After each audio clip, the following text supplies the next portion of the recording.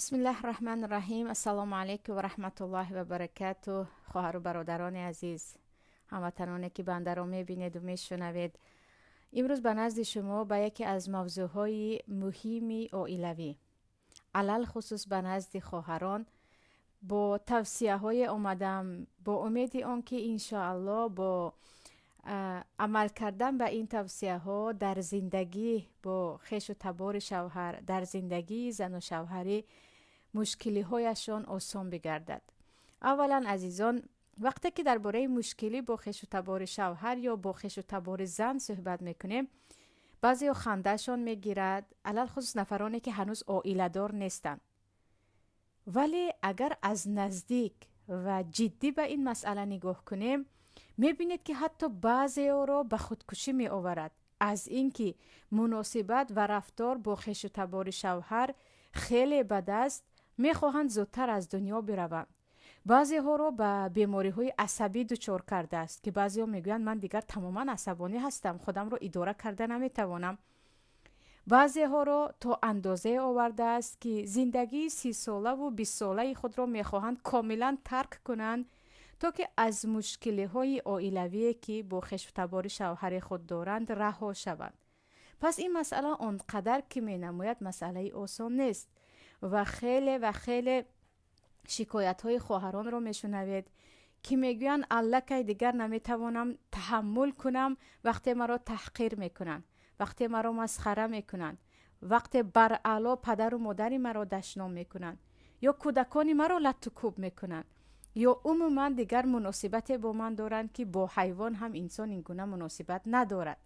یعنی همین گونه شکایت ها خیلی زیاد هست که چیکار کنم که با خواهر شوهرم، با برادر شوهرم، با خش و تبار شوهرم، علل خصوص با مادر شوهرم مناسبت داشته باشم که مناسبت احترام دو جانبه باشد. همین گونه سوال ها زیاد هستند و شکایت ها هم. و بنده امروز خواستم با امید آن که شاید توصیه هایی که به خواهران میرسانم زندگیشان را یکم آسان کند، این برنامه را همراه شما داشته باشم. و اولا عزیزان، این است که در آیه قرآن کریم است: من کان یرید العزة فان العزة لله جمیعا. الله میگوید هر نفر شما اگر میخواهید عزیز باشید، در دنیا و آخرت عزیز باشید، پس بدانید که عزت از جانب الله هست. شما عزت را باید از الله طلب کنید. شما زمان عزیز میشوید که پروردگار شما را عزیز کرده است. شما زمان عزیز میشوید که در نزد الله عزیز باشید. و در ما دعای پیامبر صلی الله علیه و سلم هست که در دعای قنوت هم میخواندند: انه لا یذل من والیت ولا یعز من عادیت. پروردگارا، هر کسی را تو دوست بداری، بنده عزیز خود قرار بدهی، تو ولی او باشی، لا یذل، او هرگز خار نمی شود، کسی او را خار کرده نمی تواند. برعکس این، ولا یعز من عادیت، کسی را تو دشمنی خود شناختی، کسی با تو دشمنی کرد، کسی را تو بد دیدی، لا یعز، او هرگز عزیز نمی شود. پس قاعده اساسی عزیزان، چی در مناسبت با خش و تبار شوهر باشد، چی در مناسبت با مردم عوام باشد، چی در مناسبت در کار و جای و در هر کجا که نباشد، قاعده اساسی این است که العزیز من اعزه الله. عزیز نفری هست که الله او را عزیز گردانیده است. و شما عزیز نمی شوید مادامی که گفته های الله را زیر پا کردید و بی اهمیتی کردید و پروایی ندارید که آیا از کارهایی که میکنید الله راضی است یا نه. یعنی زمانی که انسان میخواهد عزیز باشد، باید بداند که عزت او در اطاعت امرهای پروردگارش هست. این مسئله عمومی هست برای هم مردها هم زنها. مسئله دیگر، یعنی خواهرانی که در حقیقت مناسبت خوب با پروردگار دارند، با الله خلوت‌های خودشان را دارند، کارهای پنهانی کردن، یعنی کارهای پنهانی ثواب کردن که این را فقط الله میداند، کسی آنها را خار کرده نمیتواند، اگرچه کل دنیا علیه آنها جمع شود هم. برای آنکه انه لا یذل من ولیت، پروردگار پشت پناه اینها هست و وقتی الله پشت پناه یک انسان شد هیچ کسی او را خار کرده نمیتواند. مسئله دیگر زیاد خواهرها از این شکایت میکنند که چرا چنین خاراکتر دارد، یعنی یک فعل بد دارد خواهر شوهرم، یک خوی بد دارد یا مادر شوهرم یا برادر شوهرم یا پدر شوهرم، اینها یک فعل خوی دارند. با گفتی خودمان با تاجیکی ما کلمه روسی رو که عادتی است، یک خاراکترهای دارند که خیلی تحملش وزمین است. چی کار کنم؟ خیلی اذیت میشم. بعضیا میگن از حد دروغ میگویند، بعضیا میگن از حد غیبت میکنند، بعضیشون همیشه کسی رو مسخره کرده میستند، بعضیشون همیشه ناشکر هستند. یعنی یک فعل خوی هایی که در ایشان من میبینم برایم خیلی وزمین است، خیلی سخت است که تحملش کنم و خود به خود میسوزم. در اینجا چی کار کنیم؟ خواهر عزیزم، در خانه خودمون، در خانه پدر و مادر، هر فعل خویی که پدر و مادرمون دارد ما تحملش میکنیم. آره، به کسی شکایت نمیکنیم که مادرم همین گونه خوی دارد یا پدرم. خواهرمون هر کی باشد هم، حتی یک انسان بیراه باشد هم، او خواهر ما هست. بیمار شد برایش میسوزیم، کمکش آمد کمکش میکنیم، برایش دعا میکنیم، میگویم تقدیر من از خواهرم است. برادرمون کی نباشد هم، چی خوی داشته باشد هم، جگر ما هست، برادرمون هست، برایش میسوزیم، دعا میکنیم، از او دست نمیکشه. یعنی در خانه خودمون، در خانه پدر و مادر، هیچ یک خواهر، هیچ یک دختر به خاطر بدخویی و بدفعلی پدر و مادر یا خواهر و برادرش از او دست نمیکشد، چون اعضای عائله او هست، رگ پیوند او هست. اگر عیناً همین گونه اهل عائله شوهر رو قبول کرده، همون روزی که به بسم الله به خانه شوهر دختره قدم ماند و گفت اینها دیگر عائله من هستند، اینها دیگر عائله من هستند، من باید هر چی باشد هم قبول کنم. تصور کنید، قبول کردن چیز دیگر هست، راضی شدن به همان خاراکتر چیز دیگر هست. وقتی کسی رو تو قبول کردی که همین گونه که هست من قبول دارم، خیلی راحت میشوی. اما با گناهش اگر راضی شدی تو هم در گناه شریک میشوی. برای همین صحبت من درباره قبول است.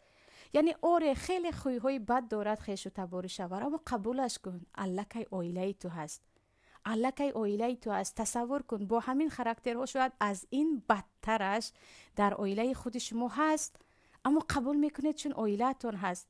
پس اگر خواهرکی من، عروسکان، زنها حتی سن سالمون بالا شده باشد هم، گفتیم هر چی در خانه شوهرم هست، هر خاراکتری بدی که خواهرش دارد، برادرش دارد، مادرش دارد، پدرش دارد و حتی جیانچه هایش دارد، دیگر اینها رو من تغییر داده نمیتوانم، دیگر اونها رو ترک هم کرده نمیتوانم.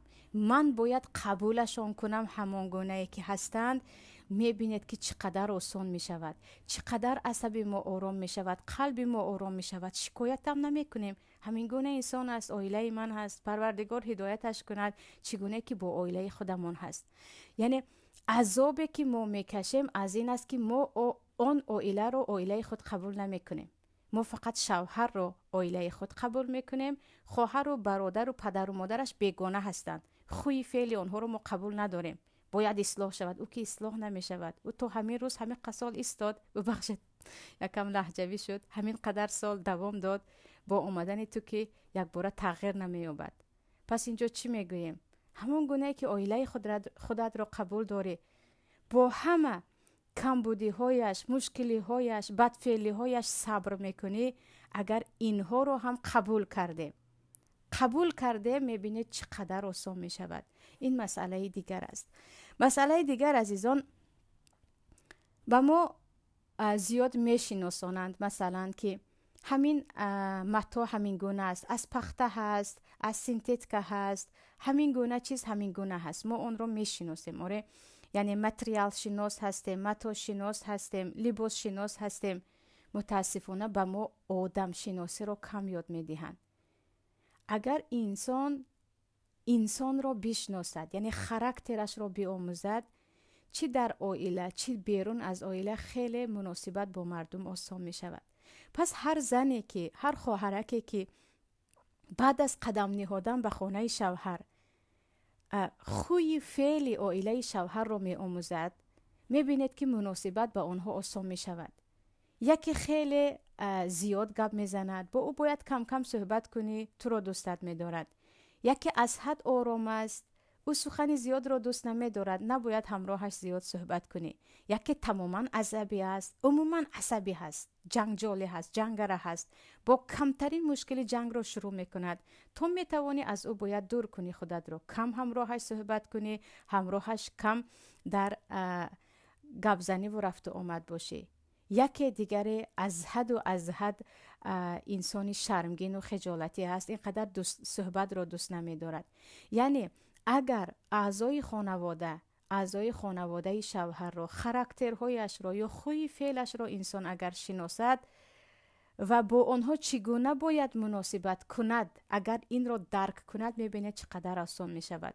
بعضی ها همیشه تعریف را دوست می دارن، خیلی شما خوبید، مصلحت های شما بهترین است، چقدر شما رو دوست می دارن. بعضی ها خیلی خوردن رو دوست می دارن، بعضی ها خیلی هدیه رو دوست می دارن.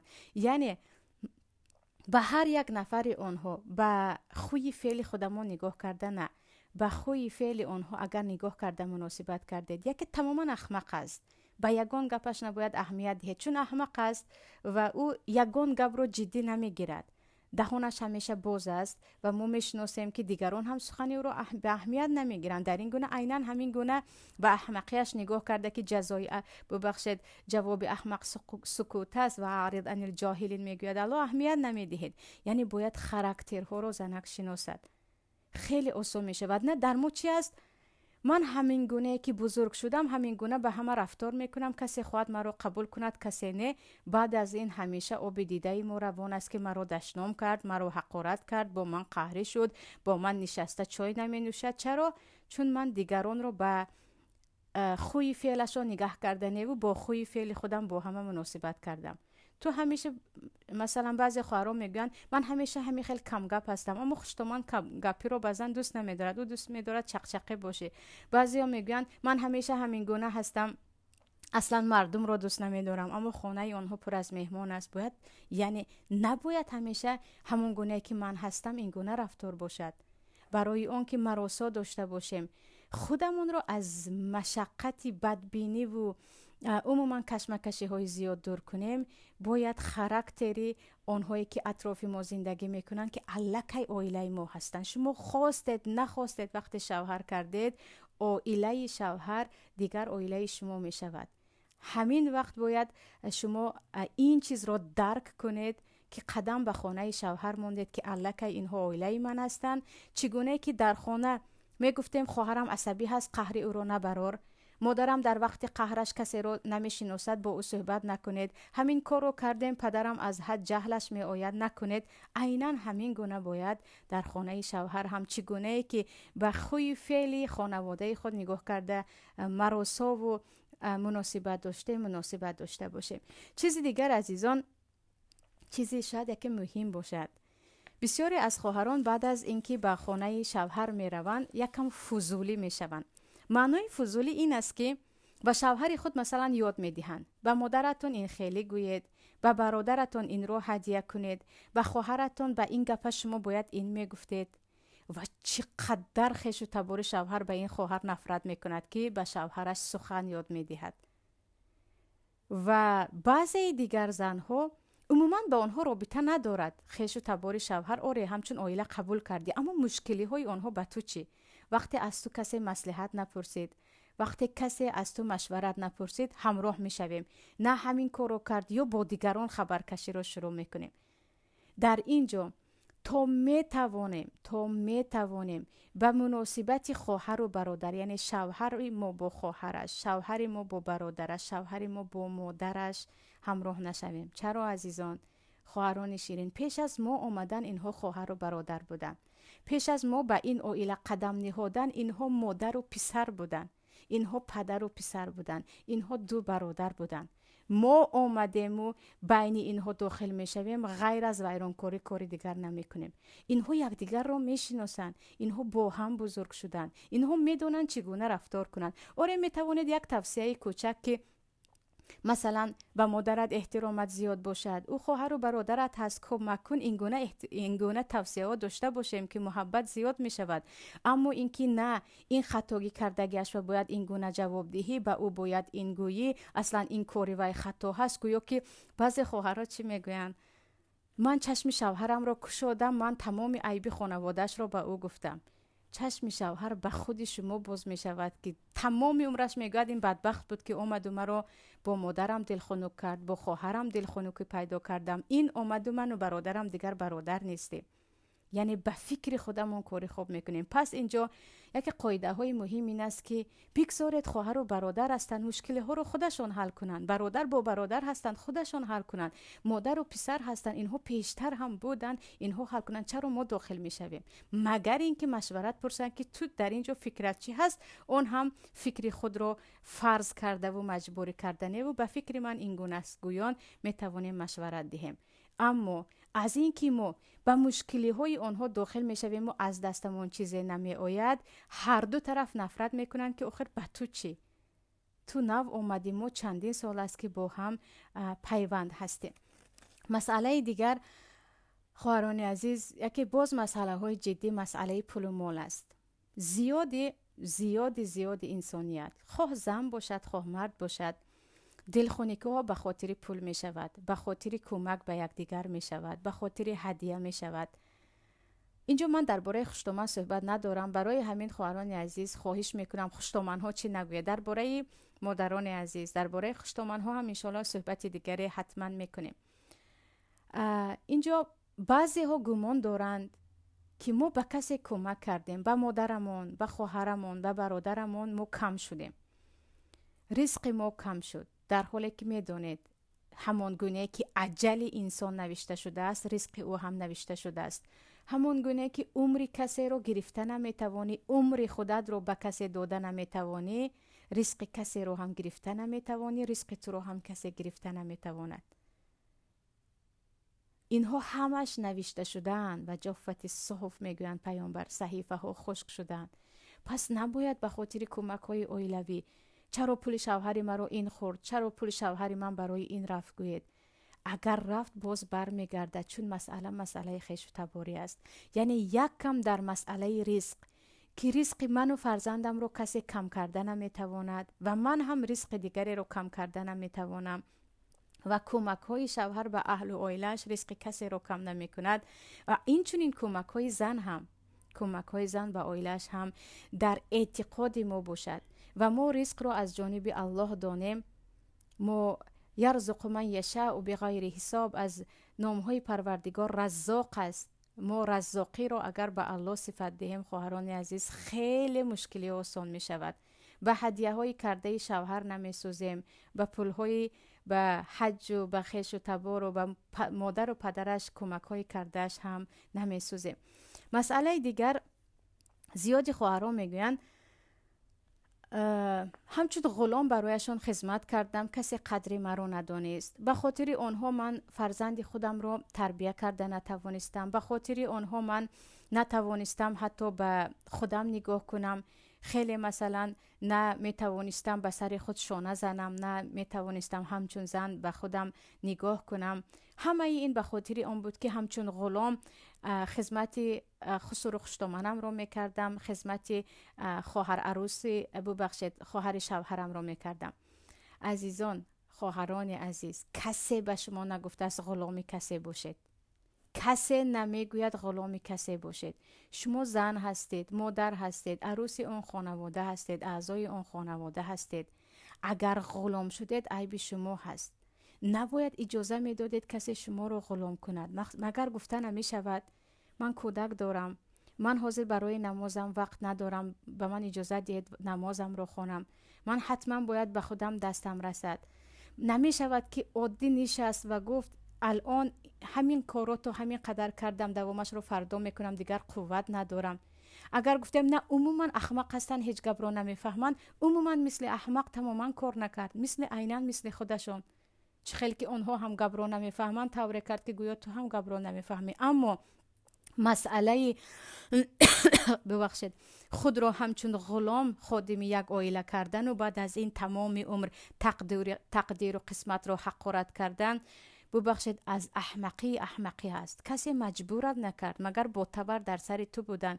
می توانستیم بگوییم نه الان وقتی درس بچه های من است، الان وقتی نماز من است، الان دیگر وقتی خواب رفتن است، الان وقتی نماز است و دعام هست، در همین ساعت من باید به خودم نگاه کنم، در همین ساعت یک بار باشد هم از مادرم باید خبر گیرم. یعنی اینها رو گفته می شود، اینها رو گفته می شود اگر اسلوبی گفتن داشته باشیم. نه، من خودم رو بعضی ها همین گونه هستن، خودم رو خوب و خیلی چقا نشان دهم، گویان از صبح تا شب کار میکنن، بعد از این از خستگی زیاد بعضن خود را لعنت میکنن، بعضن فرزندان را، بعضن تماما خویش و تبار شوهر را، در حالی که کسی تو را مجبور نکرد، کسی به تو کارت نکشید، فقط گفتن.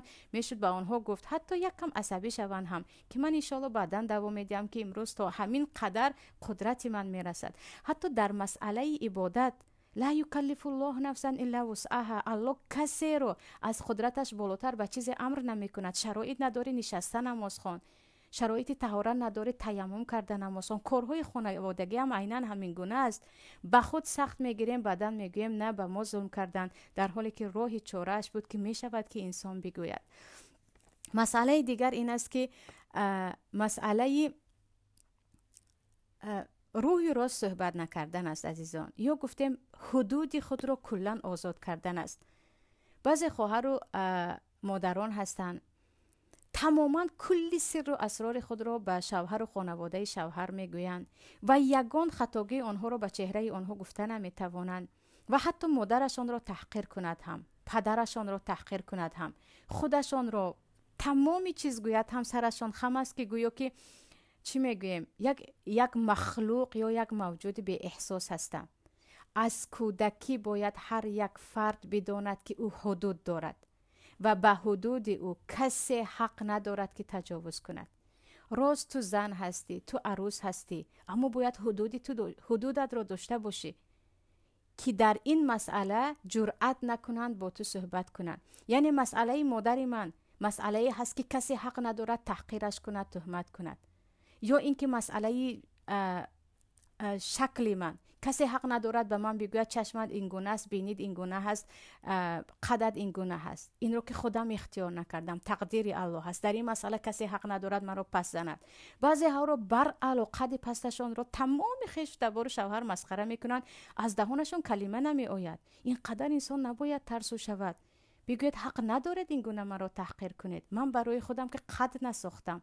حق ندارد مادر مرا طعنه کنید، من که برای خود مادر انتخاب نکردم. حق ندارد کودک بیمار مرا طعنه کنید، من که بیمارش نکردم. اینها همه تقدیر هستند. یعنی زنک و دخترکی که حدود خودش را دارد، که در همین حدودها به یگان کس حتی پدر و مادر خودش اجازه نمیدهد که تجاوز کند. تو در همین مسئله حق نداری به من طعنه زنی یا مسخرم کنی، کی هم نباشی، تو کی هم نباشی. این گونه اگر حدود داشته باشید، میبینید که دیگران در این مسئله خیلی خیلی یک کم باشد هم از شما میترسن. نگاه کنید، پیامبر صلی الله علیه و سلم حضرت عایشه رو خیلی دوست می داشتن، حمیرا می گفتن، خیلی دوست می داشتن. اما وقتی حضرت عایشه صفیه رو قدش پس میگویند، پیامبر میگن چیز سخنی بده گفتی که اگر به آب بحر انداخته شود هم سخنی بدی تو تمام آب بحر رو ویرانش میکند. خیلی بد زبانی کردی. پیامبر نگفتن عزیزم خیلی دوست میدارم چیزی نیست، نه، نگاه کنید، چون حدود بود اونجا، حدود بود. پیامبر گفتن نباید در این مسئله صحبت کنی، نباید این گونه غیبتش کنی. پس عزیزان اینجا باید حدود خود را زنها داشته باشد. این را از اول باید بگفت، از اول. همه چیز را با خنده نه. مادرش را حقارت میکند، با تبسم نگاه میکند و تمام عمر مادرش را حقارت میکند، با تبسم نگاه نکن. این نیست که عصبی شوی، جنگ و جنجال کنی. جدیت بگو، در این مسئله این گونه صحبت نکنید، کار درست نکردید، خطا کردید، من از این گپتون رنجیدم، نمیتوانم من این گپ شما را قبول کنم، تماما خطا کارتون. میشود این گونه صحبت کرد. یک بار شاید داد گوید اگر آن طرف تماما به شعور باشد، دوبار داد گوید، بعد از این میفهمد که این مسئله نیست که با شما مسخره بازی کند یا این مسئله نیست که شما را طعنه کند. یعنی حدود خود را باید هر انسان داشته باشد. مسئله دیگر عزیزان، مسئله سختگیری هست. یعنی بعضی ها با یک جنگ و جنجالی که با خشتومند شد، با خواهر شوهر شد، با برادر شوهر شد، دیگر میگن قیامت به سرم آمد. بعضیا دارو میخورن، بعضیا تماما قهر میروند و یک سال نمی آیند، بعضیا تمام عمر دعای بد میکنند، بعضیا نوار میکنند. عزیزان، در خانه پدر و مادر هم جنگ و جنجال میشد. همین خیلی با مادر خود بعضی مشکلی ها داشتیم، با پدر خود، با برادر خود، با خواهر خود. شاید اینجا مشکلی کمی جدیتر شد، وزمینتر شد، اما همون مشکلی هست. اینقدر سخت نگیرید، اینقدر سخت نگیرید، چون عائله شما هستند. قبول کردید قبول نکردید، عائله شما هستند. مشکلی پایان می شود با یک معذرت پرسی اگر خطا از شما باشد، یا اینکه نادیدگیری فردایش که گویا چیزی نشد تمام می شود. نباید اینقدر سخت مشکلی های عائلوی را قبول کنیم که انسان نمی تواند بدن آرام زندگی کند. یعنی بگوید اوره در خانه هم، در خانه خودم هم، با پدر و مادرم هم این گونه چیزها میشد، میشود. چگونه که در خانه پیامبر حتی بعضی جنگ و جنجال میشد و فردا دیگر همسران پیامبر با هم دیگر خیلی نزدیک میشدن، که در این باره باز کینه نبودن کینه بین همسران یا اهل بیت پیامبر انشالله همراهتون صحبت میکنم. چیز دیگر عزیزان، چیز مهربانی باز خدمت است. زیادی میگیم خدمت کردم اما قدر خدمتم را ندانستن، مهربانی کردم به قدر مهربانیم نرسیدن، همیشه برایشان هدیه می دادم، هرگز به من هدیه ندادن، بیمار بودن به دیدن می رفتم، بیمار شدم و حالم را نپرسیدن. عزیزان، ما وقتی یک عملی را به خاطر مردم میکنیم، بعد از آن سزای همان عمل یا گفتیم پاداش همان عمل را از انسان نمیبینیم، خیلی برایمان سخت میرسد، برای مهربانیمون میسوزیم، برای قدرمون میسوزیم. اما این کاملا صفت مسلمان نیست. وقتی مسلمان هر کار میکند به خاطر الله میکند، او از کسی چیزی رو انتظار نیست و یقین میداند که الله اجر نکوکاران را هرگز ضایع نمی کند. در ما آیت در سوره کهف است، الله میگوید ان الذين آمنوا وعملوا الصالحات ان لا نضيع اجر من احسن عملا. آنهایی که به الله ایمان دارند و عملهای صالح کردن، ما عملهای نکوکاران را ضایع نمی کنیم، اجرشان را می دهیم. پس به کی خوبی نکرده باشید هم، به کی خدمت نکرده باشید هم، به کی کمک نکرده باشید هم، از او انتظار چیزی نباشه. یقین کنید این آیت پروردگار است، به خاطر الله کردید از الله برمیگردد. شاید او به شما هدیه نداد، همسایه از آن هدیه بزرگتر میدهد. به بیماری شما او هرگز دستی کمک دراز نکرد، کدام بیگانه می آید و کلی بیماری شما همراه شما میماند. یعنی الله از یک طرف خوبی های کرده شما رو به پاداش نمیماند و پاداشتان رو حتما میگیرید.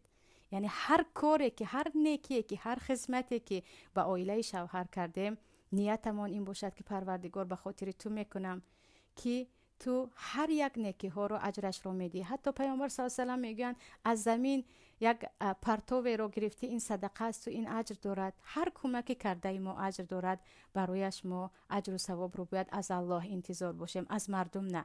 از مردم که انتظار شدیم خیلی میسوزیم که من کردم و چرا نمیکند، چرا اینها مثل من نیستن.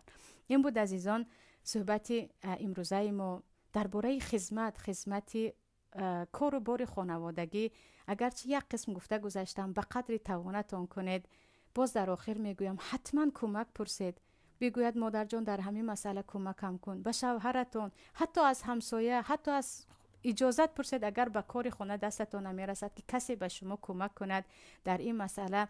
راهی حلش رو با جنگ و جنجال، شکایت و گریه و خبرکشی با عقل خود با کدام راه میتوانم این مسئله رو حل کنم، یا میتواند از یگان انسانی با تجربه و عاقل مشورت پرسید و حل کنید. اما نمیگویم که غلامی در کسی باشید، نمیگویم که به عزت باشد که هر کس هر چی میخواهد بالای شما کند.